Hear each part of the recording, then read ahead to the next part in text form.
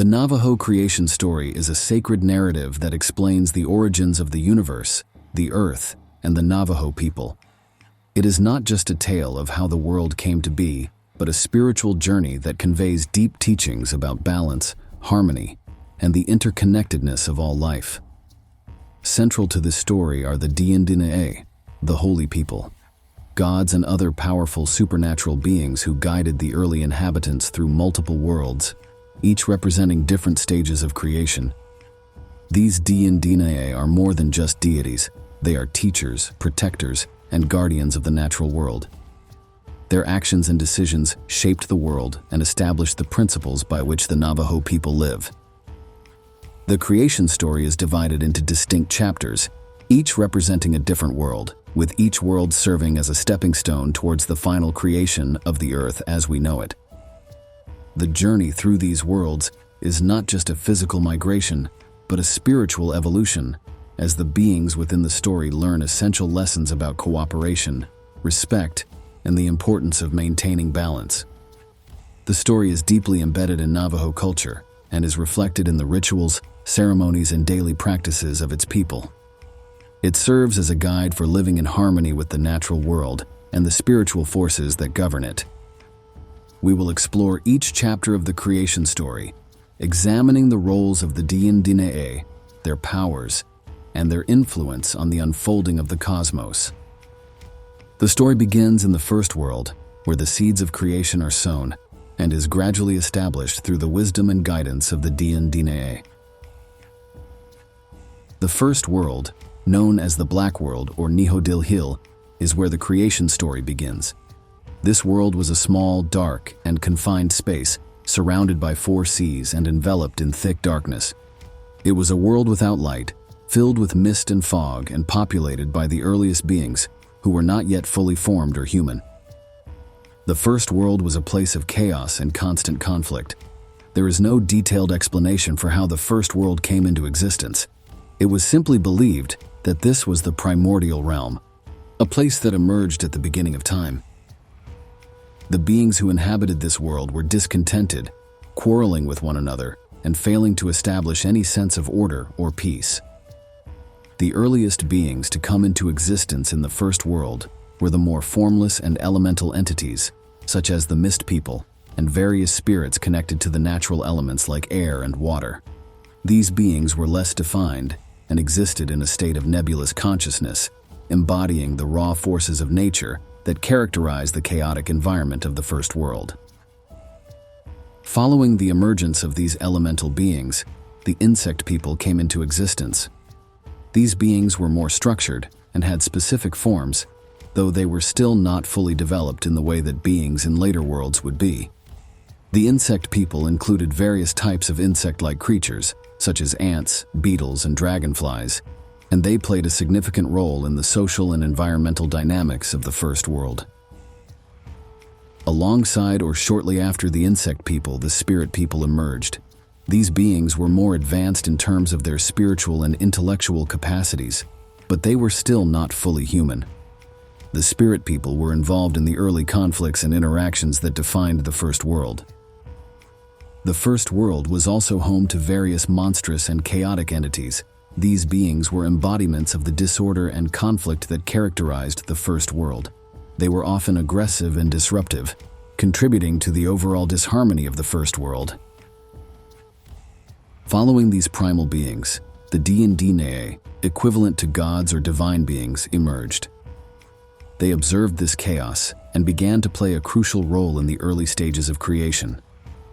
While there is no distinct number of Diendinee, it was believed that there were already many of them in the first world. That being said, there were still some that were more important than the rest.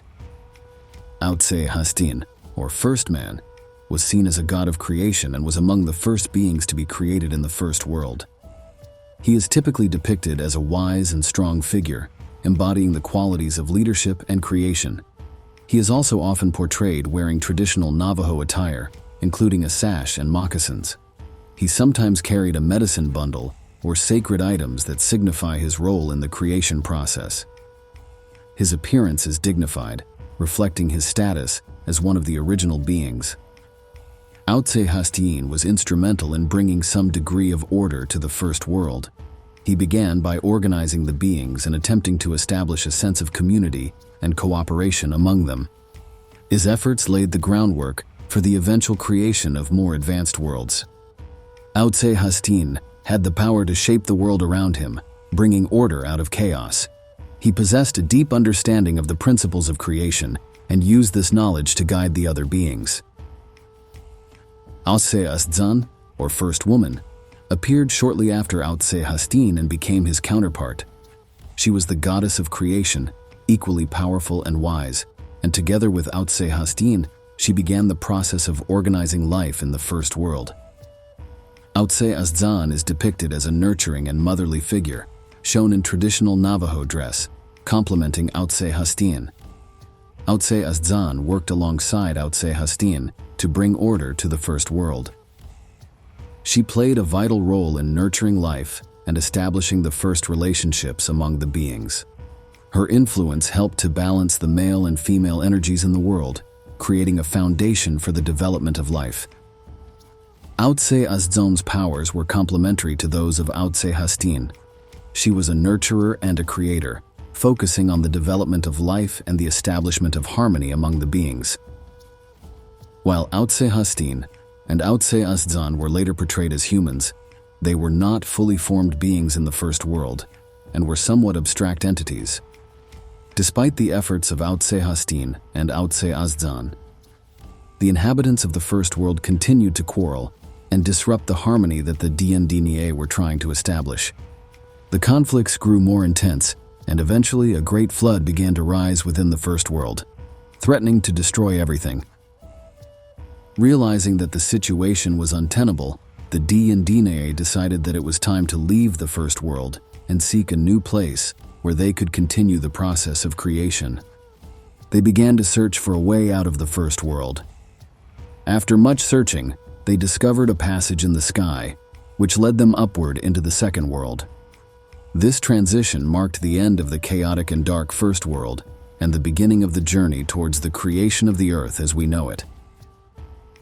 The first world served as a necessary stage in the development of the universe, teaching the beings the importance of order, cooperation, and the need for balance in all things. The second world, known as the Blue World or Naihaltso, was larger and brighter than the first world. It was a place of light, with a blue sky and more space for the beings to move and interact. This world was inhabited by various birds, animals, and other beings who were more advanced than those in the first world. The environment was more hospitable, and there was a greater sense of peace and harmony, at least initially. While some beings remained in the first world, many of them entered the second world and were welcomed by its inhabitants.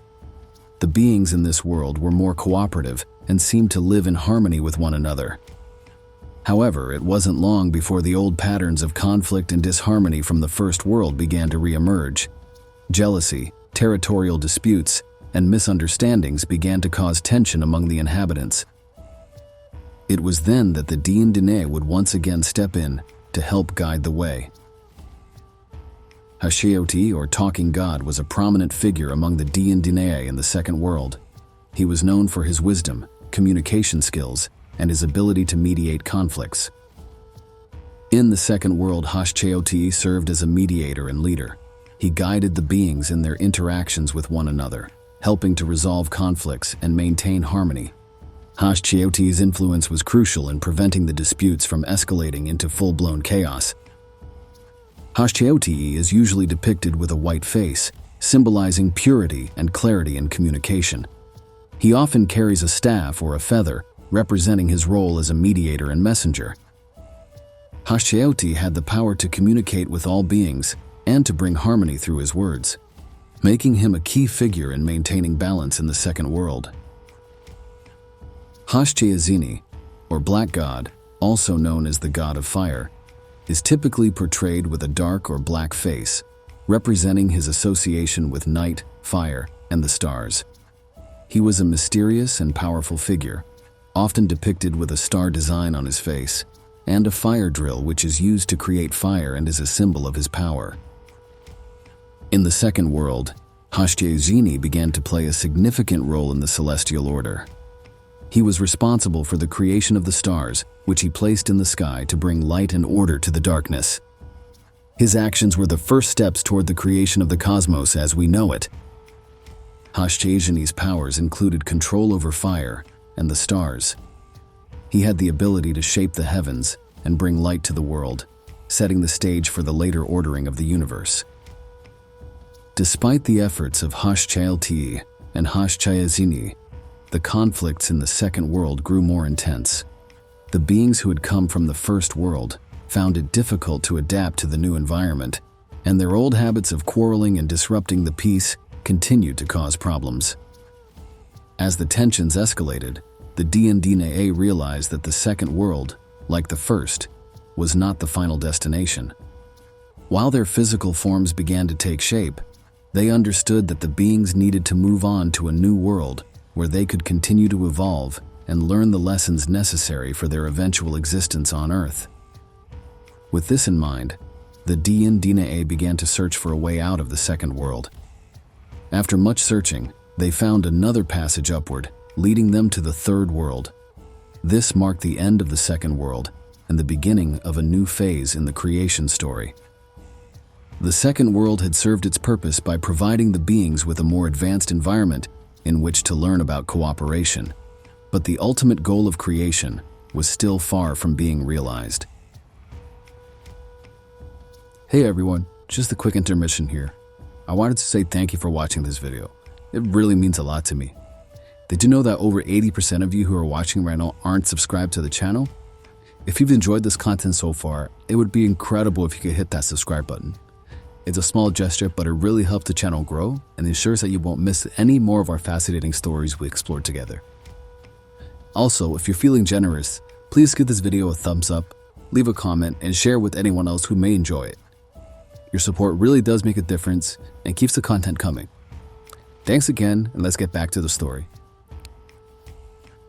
The third world, known as the Yellow World, Nihalgai, was even larger and more vibrant than the previous two worlds. This world was filled with mountains, rivers, and vast landscapes. The beings who entered the third world found themselves in a place where life was more complex and diverse. The third world was inhabited by mammals and other animals, as well as beings who were more human-like than those in the previous worlds. This world also introduced the concept of sexual reproduction, which led to a significant increase in the population. The beings in the third world began to form communities and develop more advanced social structures. However, the third world was also a place of challenges and temptations, where the beings had to learn to balance their desires with the needs of the community. As expected, the Dndna once again stepped up to the plate. Azdzan Nadlehi, or Changing Woman, is one of the most revered figures in Navajo mythology. She represents the earth, fertility, and the cycles of life. Azdzan Nadlehi is seen as a mother figure who nurtures all living things. She had the power to create life and control the natural cycles of the earth, including the seasons and fertility. She is often depicted as a beautiful and radiant woman. She can appear as a young maiden, a mature woman, or an elderly woman, depending on the season or phase of life she is representing. Her ability to change form symbolizes the cyclical nature of life and the seasons. In the third world, Azdzan Nadlehi began to influence the beings by teaching them about the cycles of life, the importance of fertility, and the need for balance and harmony. She introduced the concept of birth, growth, death, and rebirth, which became central to the understanding of life in the fourth world. Johona-i, or Sunbearer, also known as the Sun God, was introduced in the third world as the bringer of light and warmth. He is a powerful and radiant figure and is usually shown with a bright, glowing aura or surrounded by rays of light, signifying his role as the bringer of daylight. Johona-a began his role as the one who would carry the sun across the sky, providing light and warmth to the world. His journey across the sky became the basis for the cycle of day and night, which was crucial for the development of life. Johona-a had the power to control the sun, ensuring that it traveled across the sky each day, His influence was essential for the growth of crops and the health and vitality of the beings in the Third World. While Azan Nadlehi and Johona A attempted to bring order and structure to the world, a being named Coyote did quite the opposite. Coyote, also known as Mai, is a trickster god who plays a pivotal role in the Third World. In his animal form, Coyote is depicted just as his name suggests, as a slender, agile coyote with grayish-brown fur, a bushy tail, and sharp, intelligent eyes, embodying the traits of a cunning and resourceful animal. He can also take on a human form with coyote-like features, such as sharp eyes, a sly grin, and ragged clothing that reflects his mischievous and deceptive nature. As a trickster, Coyote's primary role is to disrupt the established order, challenge the status quo, and create chaos or confusion, often leading to both negative and transformative outcomes. His actions force others to adapt and grow, serving as a catalyst for change, and sometimes leading to the creation of new things or significant transformations in the world. Coyote possesses the power to shapeshift, moving between animal and human forms, and uses his immense cunning and intelligence to manipulate situations to his advantage. Although not as powerful as some of the Diandinae, Coyote has a certain level of influence over natural forces, and his actions can disrupt the environment and the balance of the world. In the Third World, Coyote's disregard for sacred taboos caused significant disruptions and disharmony, leading to increased conflicts among the beings. His most notable act was the theft of the water monster's child, which triggered a great flood that ultimately forced the beings to leave the Third World. While distasteful, Coyote's actions were crucial in prompting the transition to the Fourth World. As the situation in the Third World grew more unstable, the Diandinae realized that it was time to move on once again.